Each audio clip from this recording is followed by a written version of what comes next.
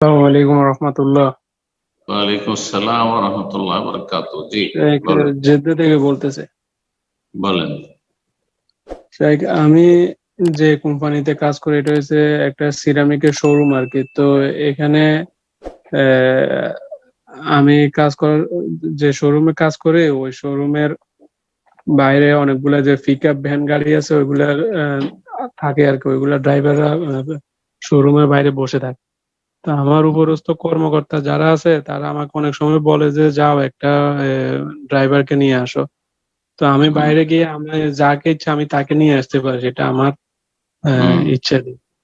তো হুম, তখন আমি এরকম করলাম যে যে আমি দুই তিনজন ড্রাইভারের সাথে একটা কন্টাক্ট করলাম যে দেখো আমাকে যখন বলবে আমি তোমাদেরকে ডাক দিব। তবে প্রত্যেক ভাড়া প্রতি তোমরা আমাকে 5 টাকা 10 টাকা এরকম করে দিতে হবে, এমনকি আমি ওটা নিয়েছি। হুম, এ- এটা আবার আমার উপরস্থ, আমার এখানে উপরস্থ কর্মকর্তা যারা আছে ওনারা জানেন, কিন্তু আমার মেন মালিক যিনি উনি জানেন না। তো হুম, হুম। আমার এই যে টাকা নেওয়াটা এটা কি হালাল হবে? এটা কি ঠিক হবে? সুবহানাল্লাহ। না, এটি আপনার জন্য জায়েজ নয়, যেহেতু আপনি কোম্পানির কাজ করছেন, নিজের কাজ নয়। যেহেতু কোম্পানির আপনি বেতন নিচ্ছেন, এই সময়টার এই যে কাজগুলো করছেন, এই যে ড্রাইভারটা ডেকে দিচ্ছেন, এটাও কিন্তু কোম্পানির ডিউটি।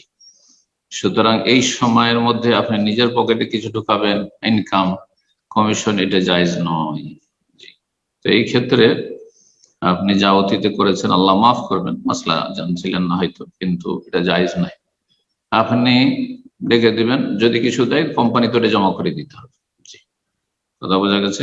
কিন্তু আপনি তাদের সাথে চুক্তি করে নেবেন আর ইনকাম করবেন, এটা জায়েজ নয়। সন্দেহের শুবহাতে রুজি থেকে, শুবহাত হচ্ছে ওমান ওয়াকাফি শুবহাত ওয়াকাফিল হারাম, যে সংশয় সন্দেহে চলে গেল, হ্যাঁ, বর্ডারে চলে গেল, সেই ব্যক্তি হারামে লিপ্ত হইল। তিলকা হুদুদুল্লাহ ফালা তাকরাবুহা, আল্লাহ বলছে এই আল্লাহর সীমারেখা, এর কাছেও যেও না। আল্লাহ বলছে অন্য আয়াতে রয়েছে ফালা তিলকা হুদুদুল্লাহ ওমাইয়া তাআদ্দা হুদুদাল্লাহ ফাউলাইকা, যারা সীমা লঙ্ঘন করবে, সীমানা পার করবে, তারা হচ্ছে জালিম। সুতরাং এরকম কাজে যাবেন না। আল্লাহ হেফাজত।